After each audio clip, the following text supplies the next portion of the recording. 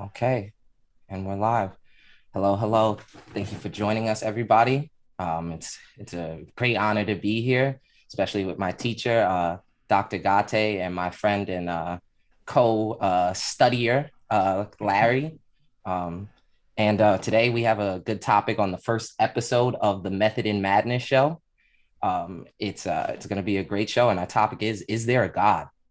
And we have, of course, this esteemed Dr. Gate with us. And I wanted to open this up with asking you, Dr. Gate, why is this an important question? As I like to phrase it, what are the risks of accepting or denying this belief in a God? And then maybe later we can get into what exactly people mean by God. Some of the risks that I see, but I'm interested in what you guys think and what you have seen, is that people's identity is wrapped up in this question. So many people think of their identity, if not exclusively, at least as involving that their religion, they're Christian, they're Muslim, there's some form of, there's a whole host of subsects under these religions, the Shiite, Sunni, and they think of themselves like this is crucial to who I am, to how I think about myself, so my self-image and how I'm going to live as a result. So religions typically give advice about what to do and what not to do. So, and it's often, particularly in the US, but certainly in many other places in the world, people think of morality as coming either essentially or at least significantly from religion. And they think of the way I learned my values is from religion. And most religions are wrapped up in the concept of God or gods. I mean, not everything's monotheistic. So it's central to how they think about their religion, and they think of it as starting to crumble, and not unreasonably. If you start to think, well, maybe there is no God, or there is no God, or this idea doesn't make sense. So the stakes are often high for people when they're thinking about this question. And on the note of my kind of observations of this, my short background is that I was fundamentally atheistic all my life. I never really took the ideas of the supernatural or God seriously. So, but one memory I have that sticks out to me real quick is just this glimmer of a TV show I saw one time of a lady in a hospital, and after some medical emergency, someone says, how do you keep your faith while you have this job? And her answer is, and I've even at the time I found this astonishing. Her answer was that she does not know how she could come to work every day and see the things does working at a hospital without the belief in a God. And when you say people are wrapped up in their identity when they think about this and the risk of it. My opinion is this seems just like a completely horrible view of the world and kind of puts your fundamental stakes already in a bad place. What do you think about that? I don't think that's true necessarily. So I do think there are problems, I mean, significant problems, to put it mildly, with the idea of God and with religion more broadly. But if you have a kind of view that, it's a more childlike view, but that there's some parent who's looking out over you, and it will often be put in masculine, like it's the father, God the Father, looking after you and over you, and both helping you and criticizing you. And so thinking of some of what a parent does, it's an understandable viewpoint. It's you haven't reached full adulthood. So there is a perspective that I have, certainly, that it's like if you're an adult and you still think you need a parent who's telling you what to do and telling you, oh, you shouldn't be doing that, and this is what you should be doing, and reprimanding you and rewarding you, there's something wrong because you haven't reached full adulthood. But it's not necessarily, I don't think of it as necessarily a bad motivation. I think its effects are bad because you should want to reach adulthood, and it should be a problem to you if you think, I know I still need someone else or something else, like some higher power telling me what to do. That's a problem. It's not always ill motivated, I think. Okay. Wouldn't that kind of tie back into what you were saying about religion being kind of this like personal identity, and I kind of need this father to help guide me towards some type of purpose or give my own life some value or meaning to it? Yes, if you mean in the sense that part of getting to adulthood is being less in the toe of your parents. And I don't mean that because your parents are bad or something like. It's just you're now figuring out fully, this is what I think. This is what I think is good. This is what I think is bad. So this is what I'm going to pursue. This is what my goals and purposes are going to be. And they're not dictated to me from, and like when you're a young child, a lot of what your environment and what you do and so and don't do is dictated to you. As you're reaching adulthood, hopefully, if you have good parents, less and less is dictated, and you have more room for where it's your decision and your judgment that rules. And full adulthood is when that fully happens. So yeah, your identity can be wrapped up too much in effect like a childlike perspective on yourself, that I still need other people or a higher thing to tell me what to do.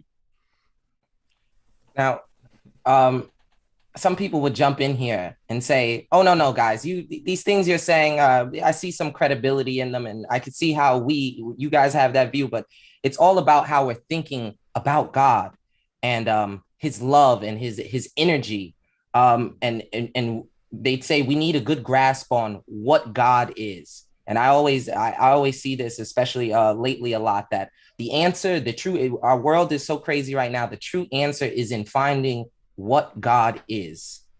Do you have anything to say about what is a God? What do they mean? What do you mean? Is there any way to have any central meaning? Yeah, there's a lot to say about that question. The I think the essence of what is meant as if you're really going to try to have a notion of God is it lies with the supernatural. So it's beyond this world, beyond nature, beyond this realm. It's some other realm in which it is kind of ruling. But that's not always what is meant by God. And when you look at earlier religions that are, and often they're less monotheistic, so there's gods, plural, not a God. Like if you think of the ancient Greeks, and you've got Zeus and Poseidon and so on, Athena, they're much more like superheroes. They're not obviously supernatural. They're on Mount Olympus, and it's like the Justice League if you got Superman and Batman, and they're in their abode. And once in a while they come into and interact with us, but they're treated much more as they're natural. They're part of this world. And yeah, they're more powerful than human beings, and they can do more and they can see more, but they're not the kind of characteristics that are given, say, to a Christian God typically. You don't think of them as they're omniscient or all good, and we can go and what do those terms mean anything?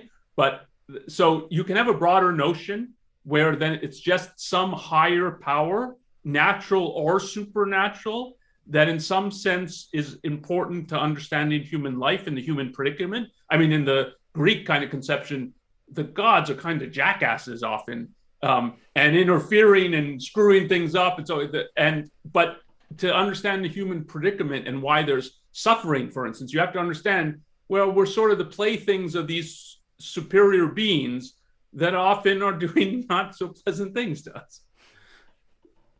Oh, I was actually gonna tie this in. That's I'm glad you brought that up. And the connections between Greek mythology and the Justice League are interesting for anyone wondering. They should check that out. It's a good telltale sign. But to my like I said, I had a atheistic view all my life, and I was a big Greek mythology fan, and that's I never took it seriously as these beings are being out there, but maybe their interrelations and how they're so humanistic, we can learn things from the interactions. And mostly the heroes, what I was focused on is the heroes getting involved with their meddling. And this whole idea of supernatural, and you always say people don't necessarily accept these ideas of a God, based on some rational argument, somebody pointing to evidence. People say that, but I get the grasp. You don't think that's really what grips people into it. Why do people have this view of the supernatural where we can reject things like say vampires, unicorns, fairy tale, Santa Claus, but when it comes to God, it gets a little touchy. Do you think this is tied into that kind of view of the world or view of the responsibility of the self or anything like that? I think it often is. And I think it is usually in the genesis of religion. So when you look at when they arise and what are the forces driving it, I think of this. So I don't think there's anything such as the supernatural. So something that is beyond reality doesn't exist. Reality is everything that exists. It is what it is. It's lawful. It's causal. The supernatural is what I think it really comes down to is an attempt to have exemptions from reality and the laws of reality. So the supernatural is said to be, it exists, but it's beyond this world. It doesn't have an identity. This world, you're limited, you're specific. And so there, it's the unlimited, it's the infinite. So they can't tell you what it is. They just keep telling you what it isn't. This world's causal. That world is beyond causality. But again, they're not telling you what it is. They're telling you, well, it's just not what you know. But they never tell you, and Ayn Rand's adamant about this. When you look at religion, I think she's right. When they're giving this kind of supernatural characterizations, they just keep telling you, no, it's not material. But what is pure spirit? They can't tell you. Like it's immutable. Is omnipotent? Is these the terms you're meaning? He's like you said, infinite, omnipresent. Yeah. So if you think of take omnipresent, and then we can take omniscience or omnipotent. But omnipresent, when you think of something, what you're saying is something has a location. I'm in my basement in Virginia. I don't know where you guys are, but you're in a different location. So I'm present here. You're present there. To say that something now is, you ask, like, what's God's location? Oh, no, he's omnipresent. He's everywhere. That's the same as saying he's nowhere. It's the pretenses you're giving a location, but you're not giving it. You're telling me he's everywhere. No, I want to know, where is he? And that has a meaning. And you can say, like, here's this location versus that location. And so I called all these things, they're anti-characteristics. It seems like you're describing, but you're not describing. You're just saying, well, whatever you know, it's not that. It's not like he has a location. No, he's everywhere. But that doesn't tell you. And so the same omnipotent. So you have the idea of things have a power. I can lift so much weight. You guys can run so fast. I'm sure you guys can run faster than I can. We have different characteristics and different powers. And now you have, like, what's God's power? Oh, he can do everything. He can do anything and everything. That's, again, is that connected to his is that what they mean by infinite? And I also heard you mention, I don't know if you mentioned it, but in the conversations of the infinite, there's always the concept of eternal thrown around, and it seems like these are equivocated sometimes or just confused. How do we delineate between these two concepts? So eternal literally means outside of time. And there's a certain perspective in which you can think of the universe as outside of time. So time is a relative idea. And it's basically in our initial conception of time, it's a comparative notion. So you're like, take a sand glass, like sand going through an hourglass. I can walk around my house 5 times before all the sand goes from the top to the bottom. So you're comparing one motion or change to another, and you're making a comparison. So if the universe, what it refers to is everything that exists, you can't think of that in time or out. There's nothing to compare it to or to relate it to. So any comparative notion doesn't apply. So how old is it? Doesn't apply. Where is it located? It's everything. It's not in some place, because then there would be something else in which it wouldn't be everything that exists. So, but that's different than the omnipotent or things like that. I wanted to see if these two things connect. Where you mentioned this location where he is, and time, as well as the concept of the universe and eternality. When people first get into arguing about God, I see the attraction. When they try, the cosmological seems to grasp people sometimes, and I've seen that they always get stumped on the question. When instead of going back and forth in kind of a convoluted conversation, I always ask them, well, where is he when he started everything? Where was he then? If he created the universe and he was outside of it, where was he, or what time was it? And all these things. And among other answers, I get the answer that, well, God is immaterial. And people throw this one around a lot. Even not even just philosophers, common people. This seems like it made its way down. The immateriality of God. Is there anything that is immaterial, or is there? And they say that the material, just to say everything's just material, is just, it's crazy. So how do you deal with this, and where does this stem from? So notice that immaterial again is a negative. What it means is it's not material. But if you ask, like, well, what is it? That's what they don't tell. Just whatever you bring out, it's not that. That's what they're, and they keep whatever you say. It'll be, well, no, it's not that. And infinite, that's what infinite means. Any identity you give to him will be something specific, finite. Whatever you say, like if he's part matter, part immaterial, whatever. No, he's infinite. You can't specify anything. So, and that's part of what they want, that it's something that you can't give, you can't pin down, in effect.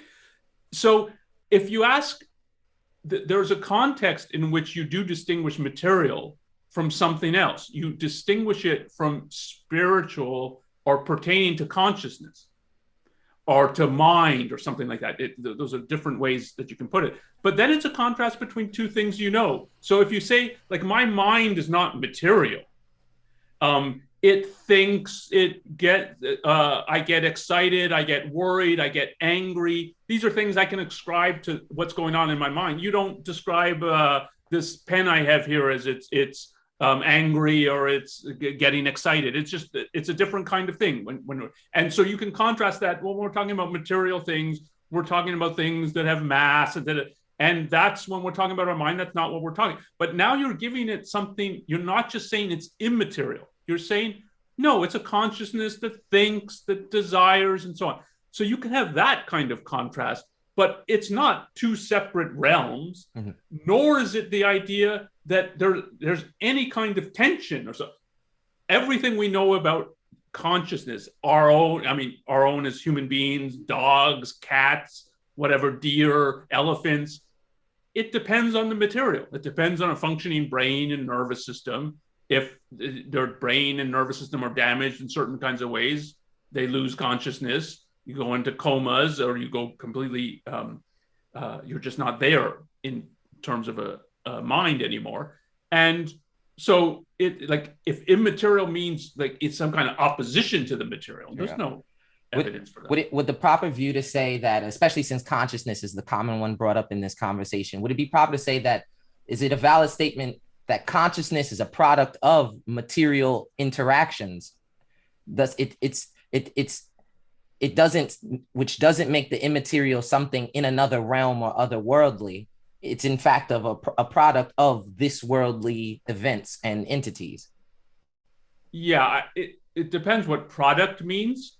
So it is a consequence in the sense that it is, everything we know is that causally you require a functioning brain and nervous system to be conscious. In that sense, it's a product, but product it sometimes will be used as to suggest that, well, consciousness itself isn't anything and doesn't do anything. It's just a product of something else. But all our evidence is that mind and matter interact. And it's a two-way relationship. It's not just, well, there's matter going on and then there's a product of mind.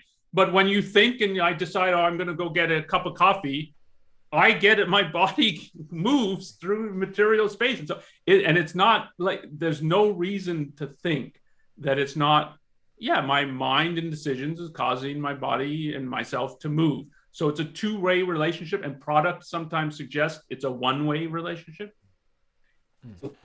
So here we've been having this conversation, right? And it seems like nothing here is too controversial, that what you've said or what we've said, it's in plain English. But I see you focusing in on concepts and words and how they're used. And a lot of detractors from what we've said would say, it's all how you use the words. It's just a matter of word games, and you just have to understand how we're using the words. Can you say where does the religious or the supernaturalist use of concepts, what's at the root of this? Why do they think they can claim that their words are right, or their meaning is, we just don't get their meaning, or we just don't understand their concepts? What is I'm trying to get here more into the method and thinking about concepts. For these kinds of questions, I think you first begin at home. So you first think, do I think they're referring to anything that I've encountered? Let's leave aside what they think they've encountered and so on. When people start using God, gods, if we're, again, going outside of monotheism, or any of these attributes, do I think I've encountered anything that is immaterial in the sense that it has no relationship to the material world? I haven't encountered anything like that. Have I encountered anything that's infinite, like literally infinite? You can't specify anything about what it is? No, I don't think so. Have I experienced anything that's everywhere? No.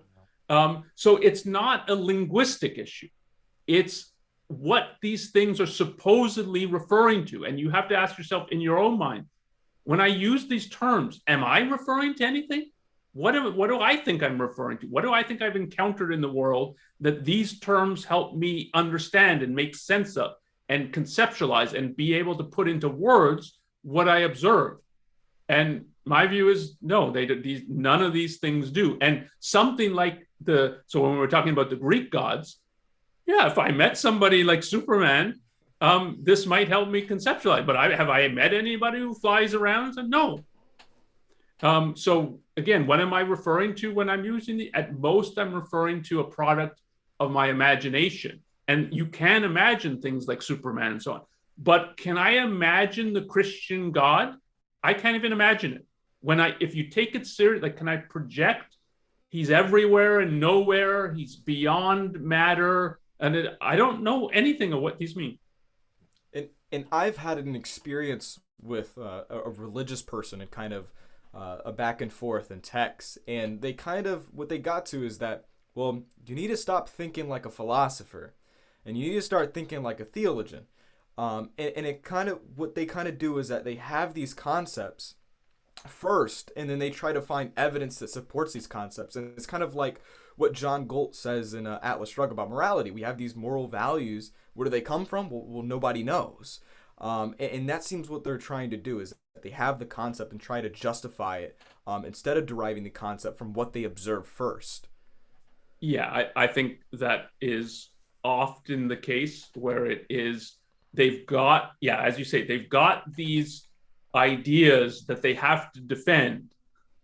And this is part of what, this is one of the really bad aspects of religion. It's telling someone, okay, you have to accept all of that, whatever the doctrine or dogma is, you have to accept all of this, even if you don't see why it's right or why it's true. And this is part of your identity. You're brought up as Jewish or Catholic or whatever. And it's you've got to accept all of this. You don't see the reasons. You still have to swallow it all. And often you have to defend it. You have to defend the faith to people who are attacking it and so on. And so there's a kind of a real moral aspect to these, of telling people, you've got to do this. And the only way to do it then is, okay, I've got these things, I don't really understand them. but let me try to make up something that makes them sort of understandable because I'm supposed to be defending these things and so on. And that's very unhealthy mentally. And that's my view also of the arguments for the existence of God. That what happens is people have accepted, and often under a lot of social pressure, they accept that there is a God. And then people are like, why do you think that? And then they realize, yeah, maybe I should have some reasons for this beyond, well, this is what my parents told me, or this is what my preacher told me. So they look for arguments, but it's not the argument that caused them to believe in God. They're just fishing around for something semi-plausible. I think I would say I think another aspect, like a reason to this, is that what another experience is that I attended Bible club one time just to observe and just kind of sit back, and we were going through, I think, Romans something, and the teacher there was talking about, it's, you have to sacrifice your body, your soul, your heart, your mind, all to God, and that's how you become transformed, and you can lose your transformity by resorting back to reality, by going back into your old ways. So I think another reason why they have this strong conviction to defending what they believe in is that they think, again, reality is dirty, it's improper, it's imperfect, and I know that, but I have no reasons to believe this, but I have to stay with it because I know reality is bad for me, and I think that's another reason as to why. Sounds like a coping mechanism. It is a coping mechanism. Yeah, and again, so there are more plausible and less plausible aspects to this. So if you think of the rise of Christianity and its appeal, not exclusive appeal, but its appeal to the poor and lower classes, it's a mixture of appealing to people based on injustices they are suffering. In most eras in history, there's a lot of injustice. So there's certainly, in many ways, the Roman Empire is the best thing that had ever been seen politically, but there's still injustice and considerable, and second and third class citizens and so on. You can appeal to, look, there must be justice somewhere. And if you're not going to find it here, you're going to find it in the next life, and that's what you should orient yourself to, and you should prepare yourself for. And there it still is a sort of escape, but it's much more understandable why people would think that, there's got to be something more than what we have now and what life is now, something better. But you can have that in a much more corrupt form, where you're living in a better world, or your immediate life is better, and they're trying to pound into you, no, but this is still dirty, materialistic, there's something low, unsavory about this, give it up. And that's very different than there's something better than this. It's what their real orientation is: surrender, sacrifice, give it up. And that's the worst aspect. I think this is a great bridge point. I believe what you just said, I guess we could call it the argument from justice for God or other world, is, I believe that's Kant. That's Kant's argument. And this is if I'm not mistaken, and this is a good bridge, I think, to the madness part of what we see. And a little way back, Cuddly mentioned the person he talked to about philosophy and theology. How is it that theology is seen and kept in the main, maybe not the mainstream, but theology still exists in the college campuses? It's still taken serious as a practice. And if I understand, in some parts, it kind of goes hand in hand, or they see it going hand in hand with studying philosophy. Should theology have nothing to do with philosophy?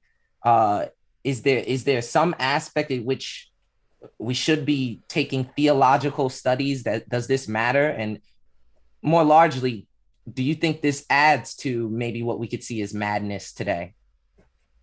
Okay, there's a lot of things there. So one, the argument from justice as Kant's argument, That's being very generous. He has a much deeper perspective, I think, of why you need religion and why he's trying to defend, and in certain ways you can put it, resurrect is better than defend religion. It's on its last legs in the Enlightenment, and he saves it. And it's not, the reasons for that is not he's thinking about justice in another world. I think that's more fig leaves than what is actually going on. He's trying to limit reason and say there's a whole realm that science can't deal with, and that's what I'm saving. On the issue of, so you put it in terms of theology. I don't think theology is a subject. So to put it even like, should it be separate from philosophy? Yes, but it should be. So theology supposedly is kind of the rational, almost scientific, logical analysis of God and religious belief, or some religious tenet. So like it's God and dogma. And it's particularly, I mean, or at least in the West, it's the Christians encounter and conflict with philosophy that I think it really arises. So the Christianity's main opposition is other philosophies. It's a little bit other religions as well, and certainly Judaism, but it's also other philosophies that are offering a guide to life. And the Christians are rebelling against it. The pagans, they'll be put in the pagan thinkers. But what that means more positively is they're the ancient philosophers. And part of what they realized is we've got to put and dress up our dogma in more scientific, philosophic form to compete. So someone like St. Augustine, who's a major figure in Christianity, is both schooled in Platonism and then using sort of all the philosophical tools and concepts to try to put Christianity in a more philosophic form. But the basic subject matter, there's it. You can put it in one of two ways. One is there's no evidence that there's any subject here, that there's a God, or even worse, it's your subject doesn't make any sense. It's all these attempts to give a characterization to God, he's all knowing, all powerful, that are anti-characteristic. So, and in that sense, it's not a legitimate project. In the way that, say, like a science that gets abandoned, alchemy, they had some reasons for thinking you can take substances and mix them and get something else, but it's all pre-science. And when you get chemistry, alchemy goes out the window. But theology is worse than that because it's an attempt. I don't think it's a honest attempt. Alchemy in some form probably was, and they just didn't know what they were doing. I'm sure there was a lot of dishonesty, but it's not fully.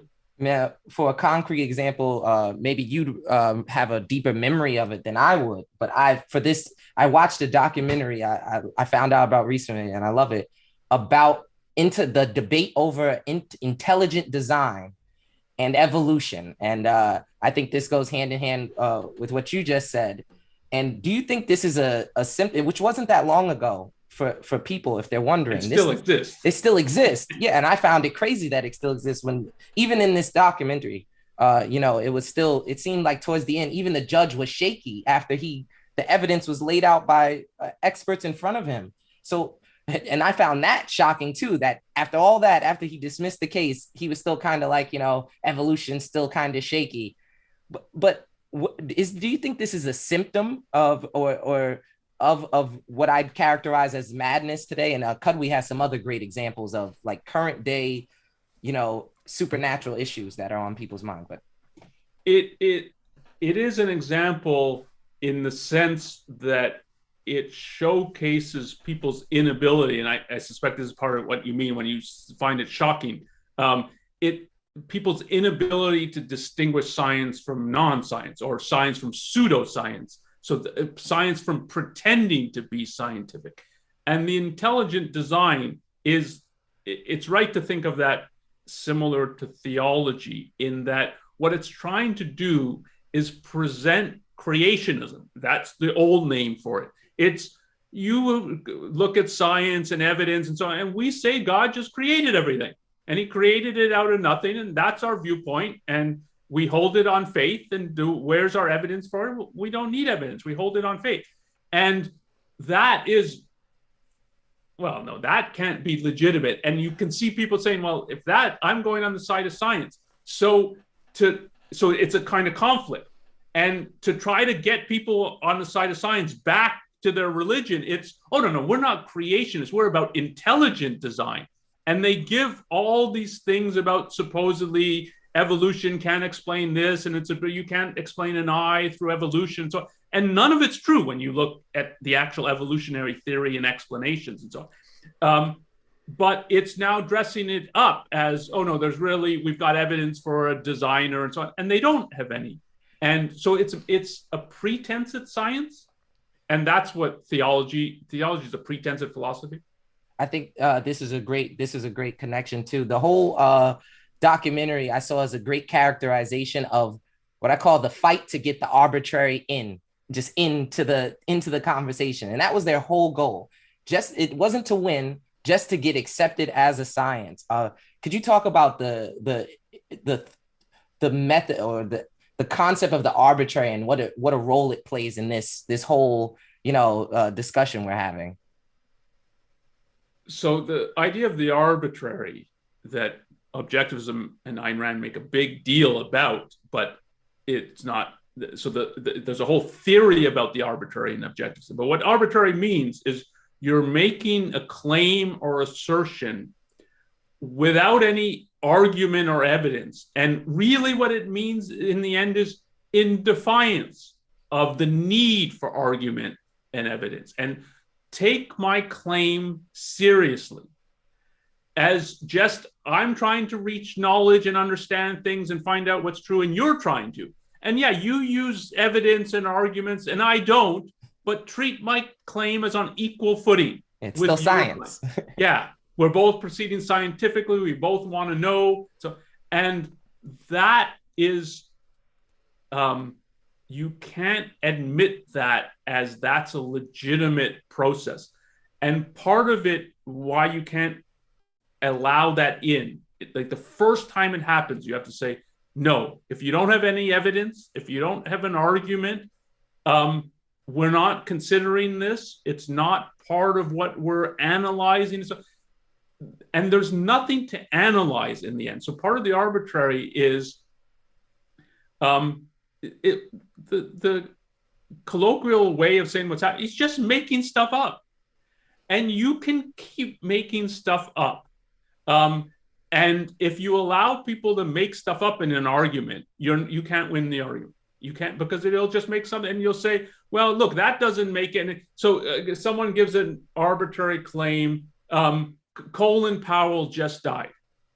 And I say, well, Larry killed him. And you say, no, well, he died from complications from COVID.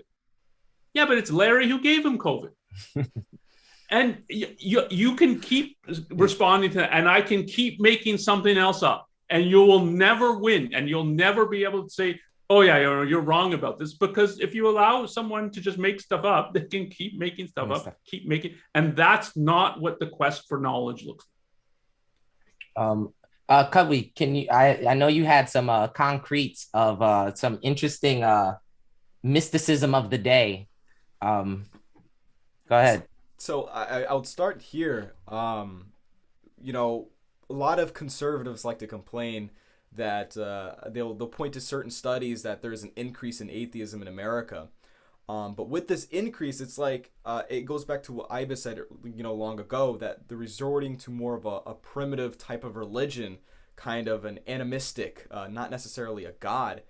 But they still hold this kind of supernaturalism or mysticism to an extent. And I think a lot of people today in my area, my peer group, is like they don't take God seriously, but they do take mysticism seriously to certain extents in different concretes. And I would like to throw this one out. It's very common where I'm from, especially around my school area, that people have, they'll have, necklaces, and they have little crystals on them, and they're like rocks, essentially. And there's certain different categories of rocks, and this one achieves self-love, and this one achieves this or whatever. And what they will do with them is they'll put them in their hands, and it's witchcraft essentially. They'll rub it, they'll put their energy inside of it, and they have their own rules and regulations of what to wish for and what to not wish for, because if you wish for something bad, it'll backfire. So it's a whole system surrounding the idea that you can. I like to call it praying to rocks. So go ahead. Yeah, and if you go in bookstores, well, I mean, most people shop online now, but when people used to go into bookstores, there'd be a whole section, often in the philosophy or apart from that, was called metaphysics often. But it's this kind of thing that it is right to, I think of it both as supernatural and mystical. And what those two mean, so the supernatural means something that's exempt from normal causal law. So when you ask, how are these rocks working? And how is it that this gives you self-love and this one gives you, I don't know, courage? And if you ask, what's happening? How is this actually, is it that it's somehow interacting through waves with your brain or something? No, there's nothing they can specify. So that's the sense in which, no, it just doesn't work like things normally work. But if you ask, how does it work? It's not like they found like radioactivity, and that when that was first discovered, it's like, this is a new thing and we have to understand it. And there's new things we can do, like X-ray machines with these things and so on. It's not like that's what the rocks are. It's not like they've, like Mary Curie, and they've discovered something new. It's just, no, whatever you say about how physics and chemistry work, these don't work like that. But if you ask how they work, no, so that's the supernatural. They're exempt from natural laws. And the mysticism is, and then you ask them, so they keep telling you, no, it doesn't work like normal chemistry and physics. And you keep asking, how does it work? And then if you ask, how do you know this then? Like, how do you know that this promotes self-love and this gives you courage? And this one, if you wish badly, it will backfire on you. Like, how do you know this? They can never give you any actual evidence and argument. And that the mystical means they know by some non-rational means.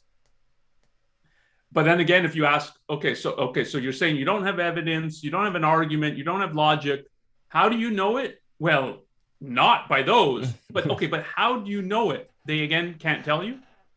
But I will, one, they kind of respond back to that. It was like, well, one, you can feel it, and I've been offered to here, hold these rocks and see what they do to you, and I'll hold them. I'm just like, yeah, okay. But the second, the more common one, and I guess the main thing they hinge everything on, is that I kind of did this wish to this particular rock about wanting to find some type of love, and a week later I found this guy, and he's like, he really likes me, so it's like I prayed to the rock and it happened. And that's kind of the common argument they always give, is that something follows after of what they wished for. Yeah. So on the first one, that they feel it. Yeah. So one thing is to do exactly what you did and pick them up and say, like, I don't feel anything here.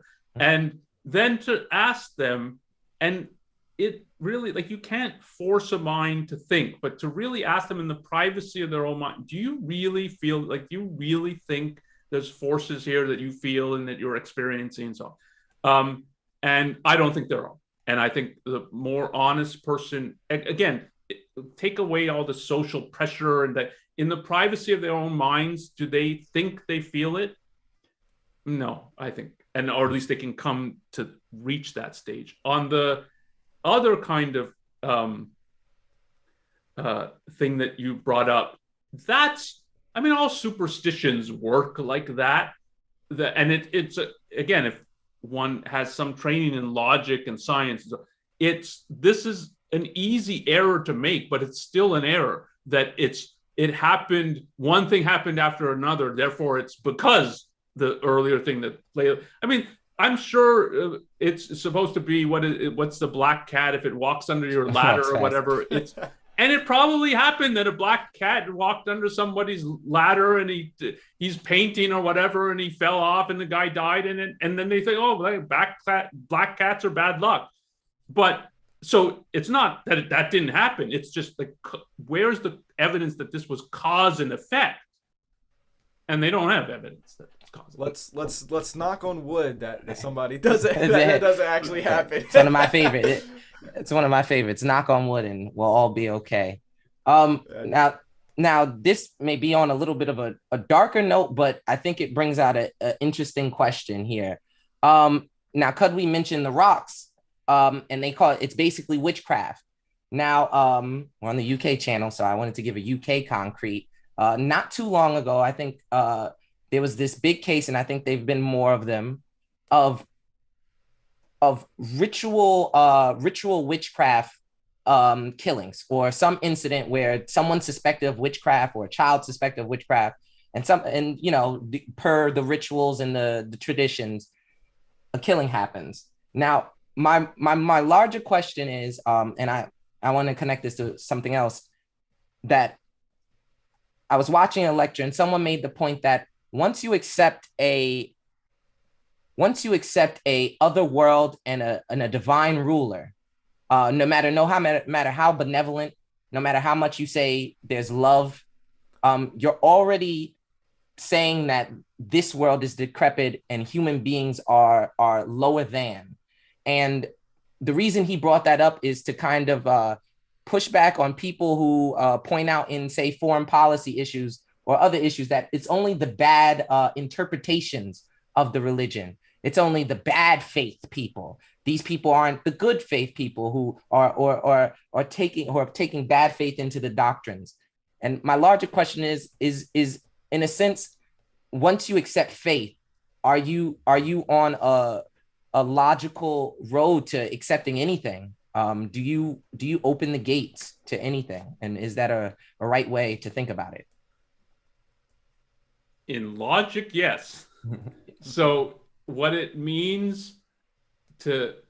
faith means is the acceptance of an idea without evidence, or indeed in contradiction to evidence and knowledge. And like, I'm going to believe it anyway, even though it conflicts with things I know. So take an example, a historically important example from religion and Christianity again. God's 3 in 1. That's not just like, where's the evidence? It's, this contradicts what I know. Like, something's either 1 or it's 3 different things. It's not simultaneously 1 and 3. So, and yet they were, no, you have to accept this doctrine. This is part of our faith. And so that's not just acceptance without evidence. It's in defiance of the evidence. And the moment you allow that in, there is no claim, and literally none, that you can't justify by faith. You can say, yeah, this doesn't make sense, and you don't have evidence for it, and indeed it conflicts with things you know. Yeah, but have faith. And if you can take one idea like that, you can take any idea like that. So it is, as a method, it's incredibly corrosive. But what actually happens is the religions will say, no, like, there's these things we accept on faith, and these other things, no, you need some kind of argument, and we expect people to function more rationally, but we decide what is acceptable and justifiable by faith and what isn't. And it's part of why they want such control over the doctrine and the dogma. And this is part of the inherent in that is a real power seeking of being able to say to people, yeah, this you have to accept on faith.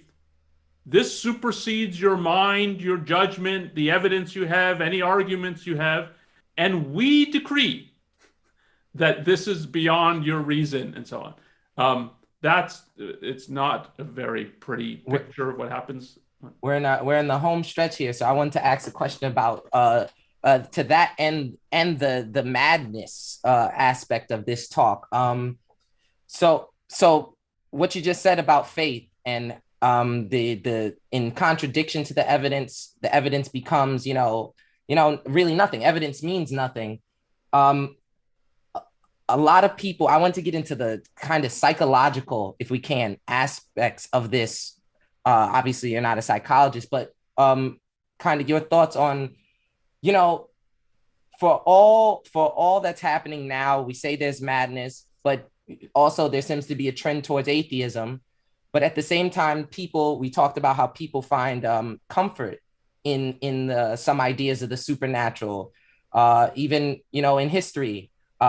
Some people on the side of, say, slavery would say, we are the chosen people from the books or from the scripture because we're the victims, we're the great Exodus crowd. And the others would say, we're the chosen people who can conquest and do whatever because we're the chosen people. And it says that we can do that. The book says we can do this to these people. Is this way of thinking in any way connected to what we may see in the realm of politic madness or economic madness? And like I said, more importantly, psychological madness, because I've actually started to look into what's called Christian trauma syndrome or religious trauma syndrome and stuff like that. So if you brought in from madness to irrationality, then yes. It's also important to get, this is certainly Ayn Rand's view, and I agree with it, and I think it's true historically.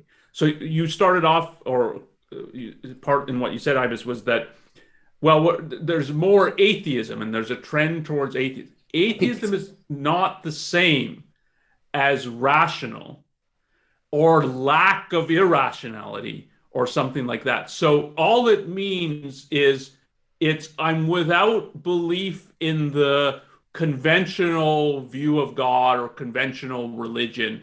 But just as Larry was saying, like, I've known people who it's not a big thing about God, but they still seem supernatural and mystical. And that's still irrational. And if you put it in more kind of psychological, there's a madness to it. But if we just put it more philosophically, it's irrationality, it's defiance of reason. There are a lot of doctrines that are atheistic and irrational, and not just atheistic and wrong. Irrational here means like in defiance of reason. I would put Marxism, or more broadly communism, as exactly this, and it is akin to a religion, and I think it's modeled on religion when you look at how it works. So both its content and its methodology. What it erects is the state and the collective in the place of God. But what it demands is faith. It demands, without any evidence, that there's the bourgeoisie and the proletariat, and they think differently. And the reason they think differently is because they're from different economic classes, and economics is in control and like overall of people's thought. And there's a kind of dialectic, and dialectical logic, but that is in defiance of real logic. It's much more the way a theologian thinks. And so there's all that is still irrational and essentially religious, though secularized. And the secularized means not overtly supernatural, and yet it has all the same, it works in all the same way. And part of the way Ayn Rand put it is that what happened was religion was secularized, not discarded, but secularized. And I think to understand the modern intellectual world, you have to understand that point, that's true. But you have to see that you have to see some of the doctrines, and you have to see the way in which Marxism is modeled on Christianity. One of the reasons Marx is in competition with religion, I think, is precisely because he knows that it's kind of an internal competition, in the same way that in Nazi Germany, the communists and the fascists were fighting against the businessmen and the capitalists because they knew that's a common enemy, and then we can fight it out among ourselves, and the fascists beat the communists. So I think with Marx is he knows what he's doing is akin to religion, and it's the reason he wants to stamp it out. It's like an internal competitor that I have to stamp out. Okay. And go ahead, Kobe. Well, I know it's a couple of minutes to ending. I want to be respectful of Gate's time. I was kind of trying to push, the ending of this. If you unless Ibis, you got something quick to say. I have a ton to say, but we all have next tons to episode, say. yeah, This is a big topic. yeah, this is so I much mean, fun. all I gotta say is this is Larry and Ibis from Pori Institute. We're super excited to have our first episode of Method and Madness on RQK, and we're super glad to have Onkar Ghate here with us. Hopefully, we can have more people on and have various different discussions. Yeah, go ahead. I will say the OAC has been helpful for my thinking about this topic and other topics, and we're learning under you, Dr. Ghate. It's been great so far. Great, yeah, it's great having you guys in the class. Thank you, and we're glad to be a part of this. So I'd like to take this time to thank the RQK, and we definitely will be back for more. Did you want to say something, Dr. Ghate? I just say so. We said there's a lot more to say. And you started it off by this is often people find this a challenging issue. So there's a lot to think about here. And part of what we're trying to emphasize is don't just swallow all this. Don't take it on faith. Think about these issues. And when people are telling you, you can't think about religious issues, you can't think about God, you should have faith, rebel against that, but actually think about these issues and what you actually think, not what you're supposed to think. And there's a big difference between those two. Thank you. Oh, and I should read these super chats. I'm sorry. Yeah, you want to read the first one? Yeah, I'll read the first one from Robert Naser, who we got to meet at Ocon, and we will be at the next one. It was super fun. Very great guy. The Poria Institute is taking over Clubhouse and the internet. Next up, they'll take over Oism, then philosophy in general, then the world. I don't know what to say to that. This has been amazing. Thank you, Robert. And I hope to see you again at Ocon. And then ARC UK plus Aporia, level up. And then in Catholic grade school, we were told we were all part of the body of Christ. Oh, yeah. Which part? Which led to awful jokes. Kids recognize stupidity. I could do a whole episode on the funny thing, my funny reactions to church. But bathed in Jesus's blood. Yeah, that's my favorite line ever. We're screaming for the blood of Jesus, which is insane. But thanks for having us, guys. Thank you, Professor Ghate, for being here, and see everybody next time. All right. I don't. Bye. Yeah, I think it should be ending.